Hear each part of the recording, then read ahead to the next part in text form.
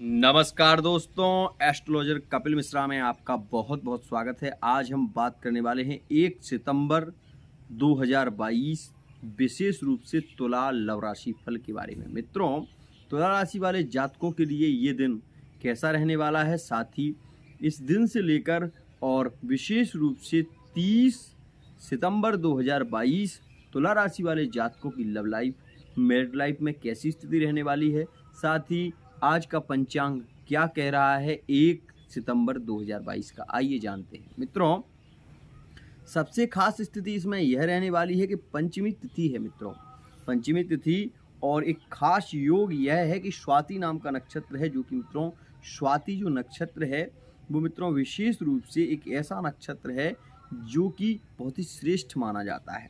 गुरुवार का दिन है मित्रों, गुरुवार के दिन में भी इस दिन तुला राशि का चंद्रमा रहने वाला है, विशेष रूप से जो कि तुला राशि के जातकों के लिए विशेष खास स्थितियां बना रहा है। मित्रों, राहु काल का जो समय रहेगा वो मित्रों 1:56 से और विशेष रूप से 3:32 तक रहेगा इस दिन, और यह दिन तुला राशि वाले जातकों के लिए विशेष खास भी रहेगा। साथ ही अब हम बताएंगे आपको ग्रह गोचर के बारे में। मित्रों, इस समय से लेकर और 30 सितंबर 2022 तक आपकी लव लाइफ, आपकी मैरिड लाइफ में क्या क्या स्थितियां हो सकती हैं, कौन सा वो समय होगा जो आपके लिए लाभकारी होगा, कौन सा वो समय होगा जो आपके लिए हानिप्रद हो सकता है। लेकिन सबसे पहले बात करेंगे पंचांग के विषय में, जो कि एक खास बात जो छूट रही है। मित्रों, इस दिन नाग पंचमी का विशेष योग रहने वाला है। मित्रों, इस दिन अगर आपकी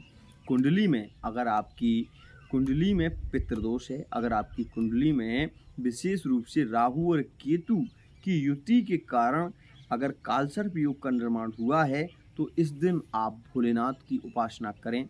इस दिन आप भगवान शंकर को चांदी के बने हुए सर्प, 2 नाग नागिन का जोड़ा आप विशेष रूप से शंकर भगवान को अर्पित करें। और वो भी श्रेष्ठ योग यह है मित्रों कि स्वाति नक्षत्र है, इसमें आपको शंकर भगवान को दूध से अभिषेक करना है। विशेष रूप से आप महामंत्र से अभिषेक कर सकते हैं, पंचाक्षर ओम नमः शिवाय यह कहकर। साथ ही राम राम राम राम, इससे भी आप भगवान भोलेनाथ का थोड़े से दूध से अभिषेक करें, गाय के दूध से। अभिषेक का मतलब होता है भगवान शंकर के स्नान दूध से होंगे।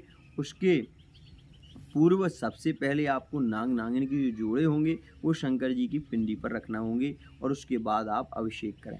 उसके बाद वह जो नाग नागिन के जोड़े हैं उनको आपको किसी जलाशय में उनका विसर्जन कर देना चाहिए। ऐसा ही नहीं है कि नाग नागिन के जो जोड़े हों वो चांदी के ही हों, किसी भी धातु के हो सकते हैं, लेकिन मित्रों आपको विशेष रूप से उनका विसर्जन जलाशय में अवश्य ही करना है। इससे अगर आपके विवाह में बाधा आ रही है, अगर आपकी लव रिलेशनशिप में बहुत प्रॉब्लम हो रही है, अगर आपके विवाह हो चुका है और उसमें बार बार आपको ऐसा लगता है कि अब मुझे मर जाना चाहिए, अकाल मृत्यु के योग बन रहे हैं, एक्सीडेंट यदि ज़्यादा हो रहे हैं, तो आप इस प्रयोग को अवश्य ही करें। 1 सितंबर 2022 तुला राशि वाले जातकों के लिए विशेष है। मित्रों, साथ ही मैं आपको एक बात बता दूं कि इस दिन से लेकर 30 सितंबर 2022 तक क्या स्थिति रहने वाली है, आइए जानते हैं। सबसे पहले आप मित्रों इस ग्रह गोचर को देखिए।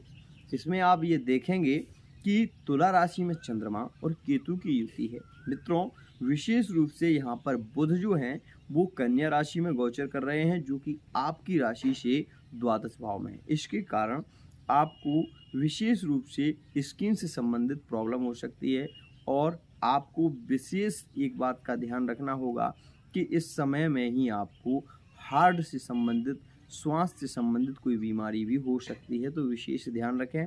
कोई भी कार्य करने से पूर्व गणेश जी की उपासना अवश्य ही करें। साथ ही गणेश मंत्र का आप जाप करें, तो ये आपके लिए विशेष लाभकारी होगा। मित्रों, आपकी वाणी में ये मधुरता देंगे। अगर आप गणेश उपासना करते हैं तो आपके लिए विशेष योग लक्ष्मी वृद्धि का योग बनेगा। प्रेम संबंधों में प्रगाढ़ता आएगी, पार्टनर खुद आपसे मिलने की इच्छा जाहिर करेंगे, लव रिलेशनशिप में बहुत अच्छी स्थिति बनती हुई दिखाई देगी। मित्रों, यहाँ पर मैं आपको एक विशेष बात और भी बता दूं कि आपकी राशि से जो केतु हैं वो आपके सप्तम भाव में गोचर कर रहे हैं। इसके कारण ही विशेष रूप से आप ये देखेंगे कि मन में अशांति रहना, एक तरीके से पत्नी से मन ना मिलना, ये भी स्थिति बनेगी। लेकिन इस कालसर्प योग का आप जब निदान कर लेंगे तो आपको इन सारी स्थितियों से निजात भी मिलती हुई नजर आएगी। मित्रों, यहाँ पर गुरु आपके जो हैं वो सीधे से गोचर में षष्ठम भाव में है, जिसके कारण पितृदोष का निर्माण गोचर में हो रहा है। अगर आपकी कुंडली में भी पितृदोष का निर्माण हो रहा है तो विशेष रूप से इसी दिन आपको 1 सितंबर 2022 में ही पीपल के पेड़ की 7 परिक्रमा लगानी है। साथ ही पीले लड्डू का प्रसाद आपको वहाँ चींटियों को डालना है। ऐसा करने से पितृदोष खत्म हो जाएगा। मित्रों, अगर आप गीता का पाठ करते हैं तो गीता का पाठ आप कर सकते हैं। हनुमान चालीसा का पाठ आपको विशेष रूप से इस समय में करना ही चाहिए। क्यों? क्योंकि आपकी राशि में केतु का गोचर चल रहा है, जो कि आपके लिए विशेष रूप से लाभकारी नहीं है। मित्रों, केतु वैसे कुल की उन्नति करता है, केतु कार्य क्षेत्र में सफलता देता है। लेकिन मित्रों, मैं ये कहना चाहूँगा कि यदि आप तुला राशि के हैं तो कार्य में बाधाएं ज़्यादा देखी जा रही हैं, जिसके कारण मैं आपको विशेष यही कहूँगा कि तुला राशि में शनि सबसे बली होता है। और यदि आपकी कुंडली में शनि बली है तो आपको कुछ करने की आवश्यकता नहीं। आपको प्रेम संबंधों में भी लाभ मिलेगा, आपकी पार्टनरशिप में, व्यापार में आपको बहुत अधिक अच्छी स्थिति देखने को मिलेगी। लेकिन एक खास योग बन रहा है जो कि महालक्ष्मी योग है, जो कि मित्रों पंचम भाव में सूर्य और शुक्र की युति। इसके कारण आप ये देखेंगे कि आपको बहुत ही शीघ्रता से, मतलब 10 सितंबर 2022 से 18 सितंबर 2022 तक लाभ की स्थिति बनेगी। सरकारी जॉब के योग बनेंगे। अगर इसमें आप मल्टीनेशनल कंपनी से जुड़ रहे हैं तो वहाँ भी आपको लाभ देखने को मिलेगा। खास विदेश यात्राएं आपकी हो सकती हैं। आपको कोई ऐसा व्यक्ति मिल सकता है जो आपको फोर्स करेगा और उसके कारण आपको लाभ हो सकता है।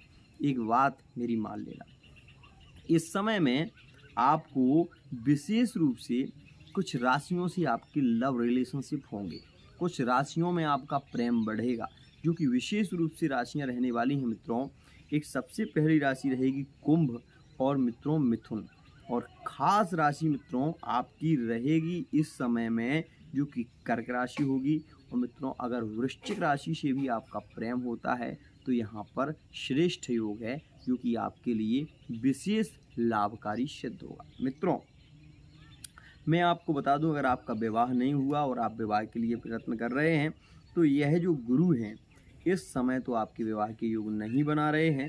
लेकिन श्रेष्ठ बात एक कहना चाहूँगा कि जैसे ही शुक्र अपनी स्वराशि में आएंगे और आपके विवाह का योग अवश्य ही बनेगा। ये मित्रों सितंबर के महीने की 30 तारीख के बाद आपके विवाह की चर्चा चल सकती है, विवाह का योग बन सकता है।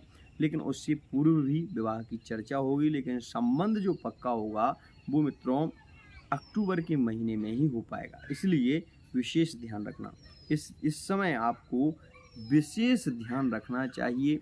आपको शुक्र के मंत्रों का जाप करना है और षष्ठम भाव में गुरु गोचर कर रहे हैं, इसलिए जितना हो सके गुरु मंत्र का जाप करिए। शुक्र का ना भी हो पाए तो कोई बात नहीं, गुरुवार का व्रत करिए और गुरुवार के दिन विशेष रूप से केले के पेड़ के पास में एक दीपक घी का अवश्य रखिए।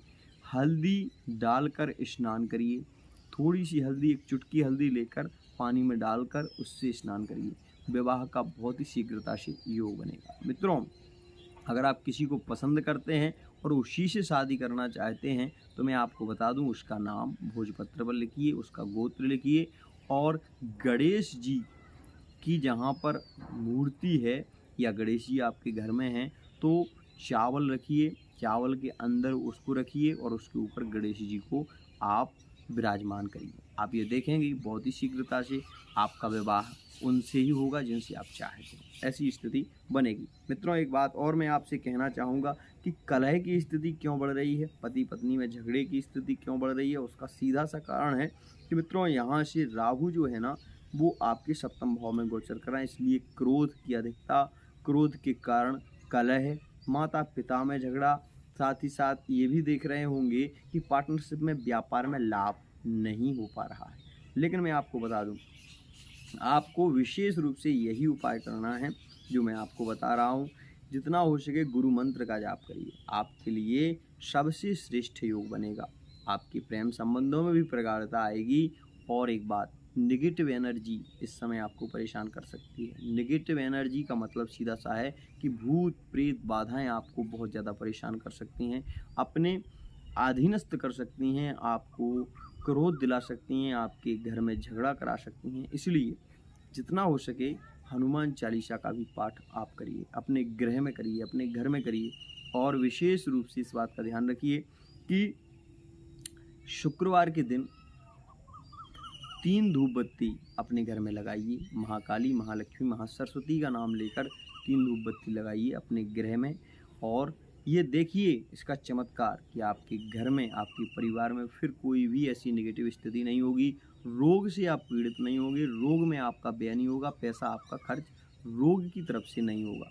इस समय में आपको कंठ से संबंधित प्रॉब्लम हो सकती है, मतलब गले में खराश का होना, साथ ही साथ छाले इत्यादि हो सकते हैं, बालों का झड़ना, ये सारी प्रॉब्लम आपको देखी जा सकती है। तो इसलिए आप विशेष रूप से गुरु की उपासना करें, आपके लिए विशेष लाभ होगा। मित्रों, एक बात और आपसे कहना चाहूँगा कि मंगल आपकी अभी आपकी राशि से जो कि विशेष रूप से अष्टम भाव में गोचर कर रहे हैं, इसके कारण चोट चपेट की स्थिति भी बना रहे हैं, मतलब जेल इत्यादि की यात्रा भी आपको करनी पड़ सकती है। तो किसी से लड़ाई झगड़ा ना करें।